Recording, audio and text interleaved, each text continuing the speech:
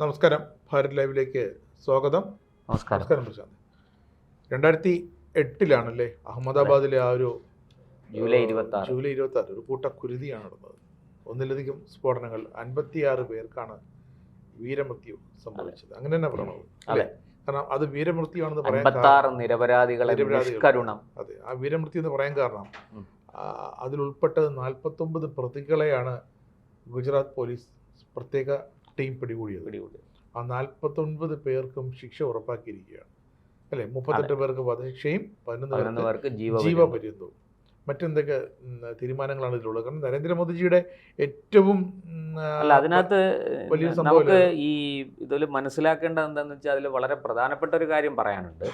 അതിനു മുമ്പേ ഈ 2008 ജൂലൈ 26 നടന്നിരിക്കുന്ന ഈ സ്ഫോടനം, അഹമ്മദാബാദ് നഗരത്തിൻ്റെ വിവിധ ഭാഗങ്ങളിൽ നടന്ന സ്ഫോടനത്തിൽ ഈ 86 പേര് നിഷ്ഠൂരമായിട്ട് നിഷ്കരുണം കൊല്ലപ്പെട്ടു എന്നുള്ളതാണ്. അപ്പോൾ അതിലെ പ്രതികളെ കണ്ടെത്തി വളരെ കൃത്യമായിട്ട് അന്വേഷണം മുന്നോട്ട് പോയി. നരേന്ദ്രമോദിയാണ് ഭരിക്കുന്നത്.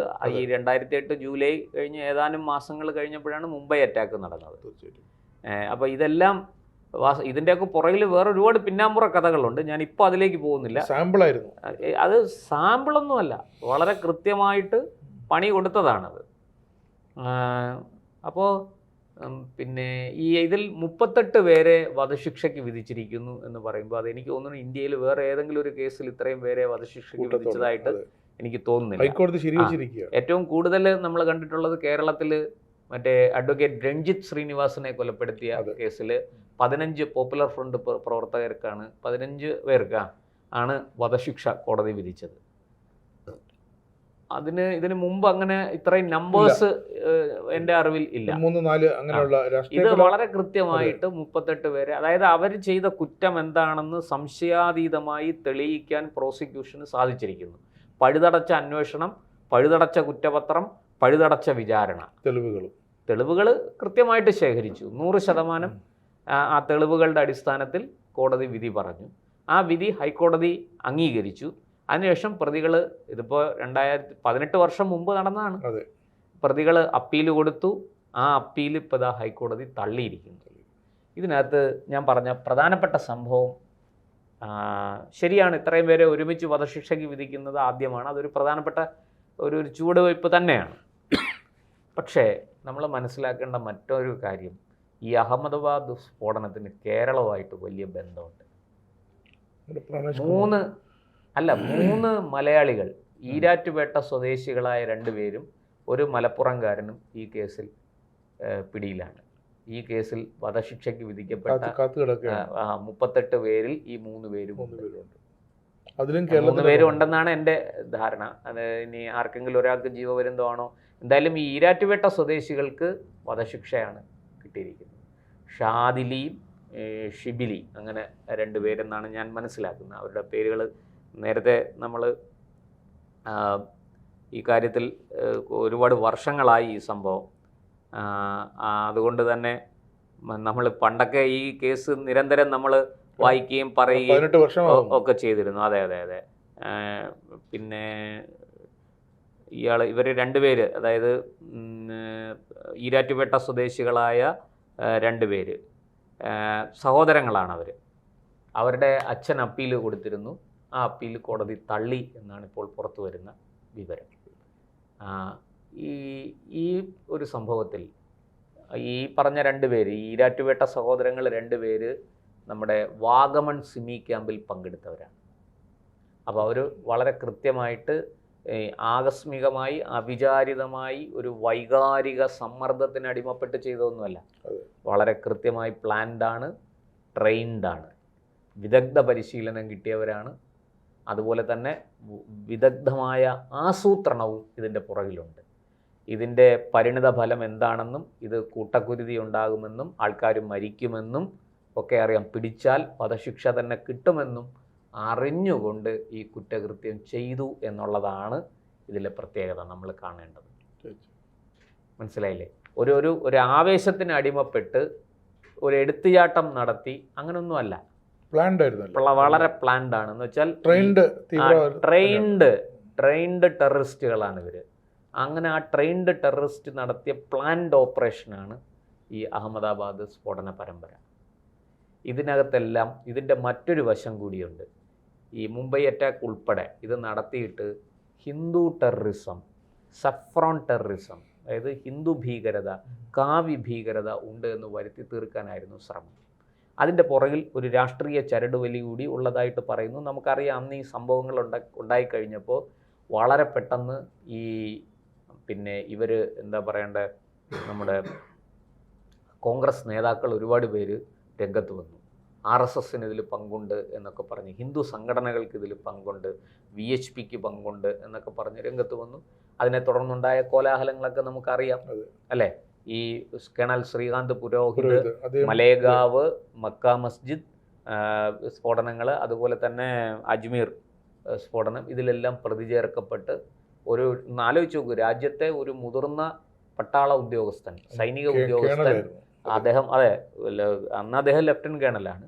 ലെഫ്റ്റനന്റ് കേണൽ പദവിയിൽ ജോലി ചെയ്യുന്ന ഒരാളിന് ഈ ഇത്തരം ഒരു തീവ്രവാദ പ്രവർത്തനം നടത്തി എന്ന് പറഞ്ഞ് അതങ്ങ് ആക്ഷേപിച്ച് ആളിനെ പ്രതി ചേർത്ത് ഇടുകയാണ്.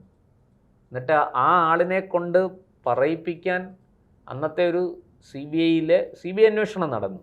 ആ CBI അന്വേഷണത്തിൽ പറയിപ്പിക്കാൻ ശ്രമിച്ചത് നരേന്ദ്രമോദിയും അമിത്ഷായും ഒക്കെയാണ് ഇതിൻ്റെ പുറകിൽ. അങ്ങനെ നിങ്ങൾ മൊഴി കൊടുക്കണം, അവർ പറഞ്ഞിട്ടാണ് ഞാൻ ഈ കാര്യത്തിൽ ഇവരെയൊക്കെ സഹായിച്ചത്, ഈ പ്രതികളായ പ്രഗ്യാ സിംഗ് ഠാക്കൂർ പിന്നെ അങ്ങനെയൊക്കെ ഉള്ളവരെ സഹായിച്ചത് സ്വാമി അസീമാനന്ദ എന്ന് പറഞ്ഞ് മൊഴി കൊടുക്കണമെന്ന് നിർബന്ധിച്ചു. ഇതൊക്കെ പിന്നീട് പുറത്തു വന്നു. അന്നത്തെ ഹോം സെക്രട്ടറി ആയിരുന്ന ഉയർന്ന സിവിൽ സർവീസ് എഴുതി ജയിച്ച മുതിർന്ന ഉദ്യോഗസ്ഥൻ, അദ്ദേഹത്തിൻ്റെ പേര് RVS മണി, അദ്ദേഹം പിന്നീട് പുസ്തക രൂപത്തിലും അദ്ദേഹം പല ഇൻ്റർവ്യൂകളിലും ഇത് പറഞ്ഞിട്ടുണ്ട്. എൻ്റെ പുറത്ത് വലിയ സമ്മർദ്ദമുണ്ടായി, ഇത് ഈ രീതിയിൽ ഈ ലഭിച്ച തെളിവുകളൊക്കെ വെച്ചുകൊണ്ട് ഇങ്ങനെ മാനിപ്പുലേറ്റ് ചെയ്യണം, കൃത്രിമമായി സൃഷ്ടിച്ച തെളിവുകൾ വെച്ചിത് മാനിപ്പുലേറ്റ് ചെയ്യണം എന്ന് പറഞ്ഞ് വലിയ സമ്മർദ്ദമുണ്ടായി എന്ന് അദ്ദേഹം തന്നെ പിന്നീട് തുറന്നു പറഞ്ഞു.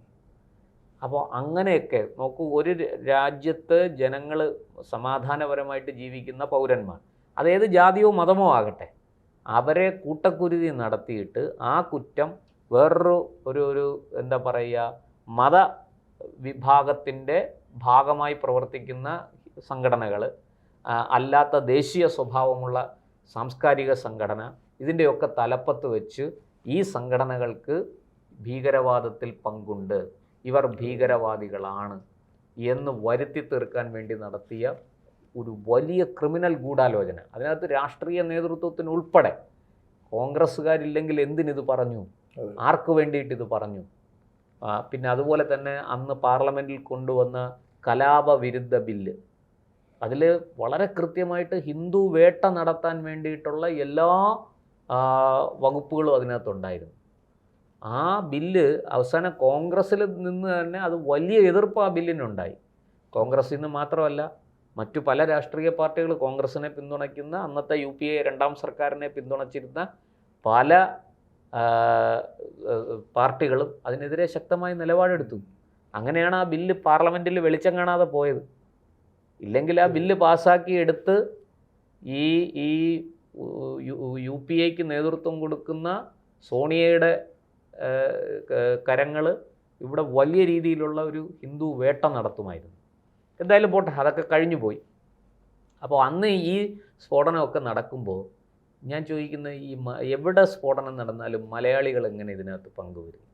മലയാളികൾ ഇപ്പോൾ ഏറ്റവും ഒടുവിൽ നമ്മുടെ ഡൽഹി ചെങ്കോട്ട സ്ഫോടനത്തിലും ചില മലയാളികൾക്ക് പങ്കുണ്ടെന്നുള്ള തരത്തിൽ ചില വാർത്തകളൊക്കെ വന്നിരുന്നു. പക്ഷെ അതിൻ്റെ കൂടുതൽ വിശദാംശങ്ങളിലേക്ക് ആരും പോയില്ല.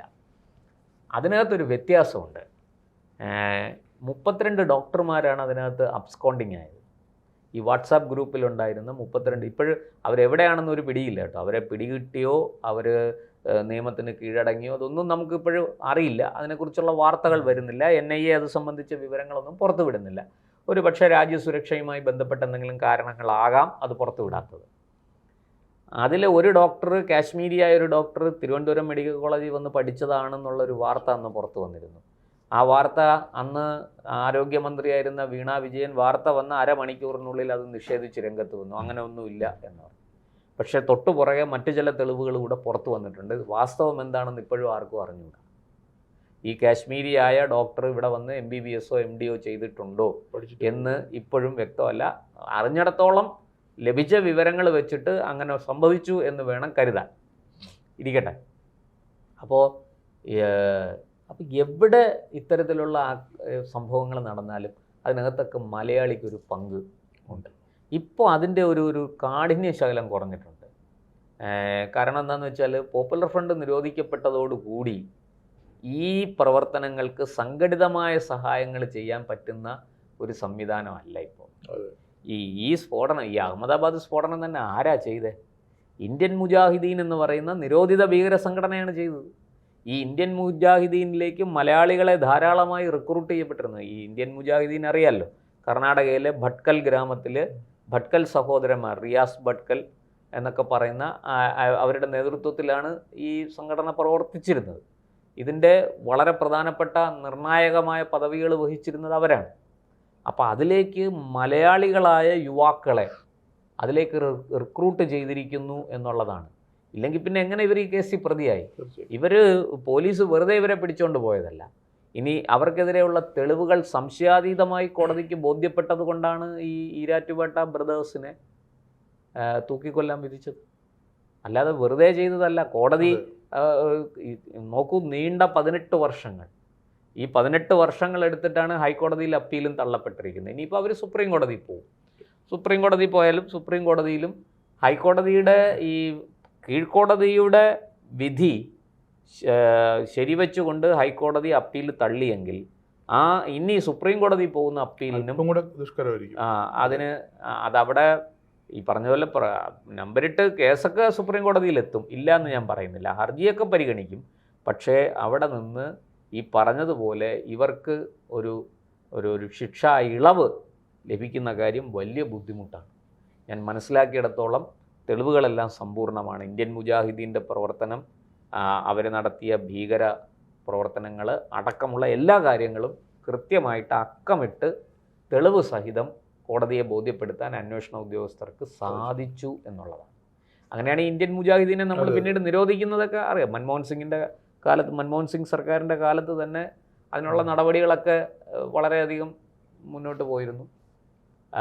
സിമി അതിനു മുമ്പ് തന്നെ നമുക്കറിയാം എത്രയോ വർഷങ്ങളായിട്ട് നിരോധിക്കപ്പെട്ട് നിരോധനത്തിലാണ് സിമി. ഇപ്പോഴും സിമി ഒളിഞ്ഞും തെളിഞ്ഞും അവിടെ ഇവിടെയൊക്കെ പ്രവർത്തിക്കുന്നുണ്ട്.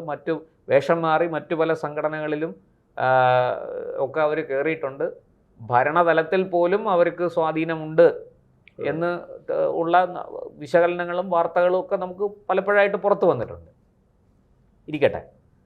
അപ്പോൾ ഇന്ത്യൻ മുജാഹിദീൻ എന്ന് പറയുന്ന, ഞാനതിൽ കാണുന്ന പ്രത്യേകത അതാണ് എന്ന് പറയുന്ന ഭീകര സംഘടനയിലേക്ക് മലയാളികൾ റിക്രൂട്ട് ചെയ്യപ്പെട്ടിരിക്കുന്നു. നമ്മളെപ്പോഴും പറയും കേരളം നമ്പർ 1 എന്തിലാണ്? ഭീകര റിക്രൂട്ട്മെൻറ്റിലോ ഭീകരവാദ കേസുകളിലോ ഭീകരന്മാരെ ഒളിപ്പിച്ച് താമസിപ്പിക്കുന്നതിലോ ഇതിലൊക്കെയാണോ കേരളം നമ്പർ 1? നമ്മൾ കാശ്മീർ ഫയൽസ് സിനിമ ഇറങ്ങിയപ്പോൾ അതിനെതിരെ വലിയ ബഹളമായിരുന്നു. കേരള സ്റ്റോറി വന്നപ്പോൾ അതിനെതിരെ വലിയ ബഹളമായിരുന്നു. നമ്മൾ ഈ ബഹളം കാണിച്ച് ഇതിനെല്ലാം മറച്ചു പിടിച്ചുകൊണ്ട് എത്ര നാൾ കേരളത്തിന് മുന്നോട്ട് പോകാൻ കഴിയും? ഇതുപോലെയുള്ള ഇനിയും വേറെയും സ്ഫോടന കേസുകളിൽ പെട്ട് ജയിലിൽ കഴിയുന്ന മലയാളികളുണ്ട്. അതൊക്കെ വിചാരണയിലോ അന്തിമ വിധി പറയുന്ന ഒരു അവസ്ഥയിലേക്കോ ഒക്കെ എത്തിക്കൊണ്ടിരിക്കുകയാണ്. ഈ കേസുകളിൽ ശിക്ഷിക്കപ്പെടുന്ന മലയാളികളുടെ ഭാവി എന്തായിരിക്കും? അവരുടെ കുടുംബത്തിൻ്റെ ഭാവി എന്തായിരിക്കും? പോട്ടെ, ഇത് എന്നെ മാത്രം ബാധിക്കുന്ന കാര്യമാണെങ്കിൽ ഞാൻ മാത്രം സമാധാനം പറഞ്ഞു. പക്ഷേ ഇത് എൻ്റെ കുടുംബത്തെയും ബാധിക്കും. ഇതൊക്കെ സത്യത്തിൽ നമ്മുടെ നാട്ടിലെ രാഷ്ട്രീയ പാർട്ടികളടക്കമുള്ള മതസംഘടനകളടക്കമുള്ള, ഞാൻ പറയുന്ന ഒരു വിഭാഗത്തെ മാത്രം ഒറ്റപ്പെടുത്തി പറയുന്നതല്ല, എല്ലാവരും തുറന്ന മനസ്സോടുകൂടി വിശാലമായ ചിന്താഗതികളോടുകൂടി ഇതിനെ സമീപിക്കണം, ഇതിനെ നോക്കിക്കാണണം, ഇതിനെ തിരുത്താൻ വേണ്ടുന്ന നടപടി സ്വീകരിക്കണം. ഇത് ചെറുപ്പക്കാരാണ്, കുട്ടികളാണ്, ഒരു വഴിതെറ്റാൻ വളരെ എളുപ്പമാണ്. അവരെ നമുക്ക് ആവേശം കൊള്ളിച്ച് പലതിലോട്ടും കൊണ്ടുപോകാം. പക്ഷേ നമ്മൾ മനസ്സിലാക്കേണ്ടത് അവർ ഈ ചെറിയ പ്രായത്തിൻ്റെ പക്വതയില്ലായ്മ കൊണ്ട് ഒരു ബുദ്ധിപരമായ ഒരു പ്രവർത്തനമില്ലാതെ എടുത്തുചാടി ചെയ്യുന്ന ഈ കർമ്മങ്ങൾ അവരെയും ഇതിന് ഇരയാക്കപ്പെടുന്നവരെയും അവരുടെ കുടുംബങ്ങളെയും ഇവരുടെ കുടുംബങ്ങളെയും നമ്മുടെ സമൂഹത്തെയും ഒക്കെ എങ്ങനെയാണ് ബാധിക്കുന്നത് എന്ന് നമ്മൾ ആലോചിക്കണം. ദയവായിട്ട് മതനേതൃത്വം, രാഷ്ട്രീയ നേതൃത്വം ഒക്കെ ഈ വിഷയത്തിൽ തുറന്ന മനസ്സോടുകൂടി കൂട്ടായ ചർച്ചകൾ നടത്തണം. ഈ രോഗത്തിന് മരുന്നില്ല. അതുകൊണ്ട് തന്നെ വിശാലമായ ചിന്തകൾ, സഹിഷ്ണുതയോടുകൂടി ജീവിക്കാനുള്ള ഒരു മാനസിക തലം ഉണ്ടാക്കിയെടുക്കൽ, അതൊക്കെയാണ് വേണ്ടത്. ഇതൊക്കെ പണ്ട് നമ്മുടെ സ്കൂളുകളിൽ ഉണ്ടായിരുന്നു. പക്ഷേ ഇന്ന് നമ്മുടെ മതരാഷ്ട്രീയ നേതൃത്വങ്ങൾ ഇതിനെല്ലാം നശിപ്പിച്ചിരിക്കുന്നു. ഈ കിട്ടാവുന്ന നവമാധ്യമ പ്ലാറ്റ്ഫോമുകളിലൂടെ പരമത വിദ്വേഷം അതങ്ങനെ അങ്ങ് പകർച്ചവ്യാധി പോലെ പടർത്തി മനുഷ്യനെ മത യാഥാസ്ഥിതികത്വത്തിൻ്റെ കള്ളികളിൽ ഒതുക്കി അവരെ കൊണ്ട് എന്ത് ഭീകരതയും പ്രവർത്തിപ്പിക്കുന്ന അവസ്ഥയിലേക്ക് കൊണ്ടെത്തിച്ചിരിക്കുന്നു.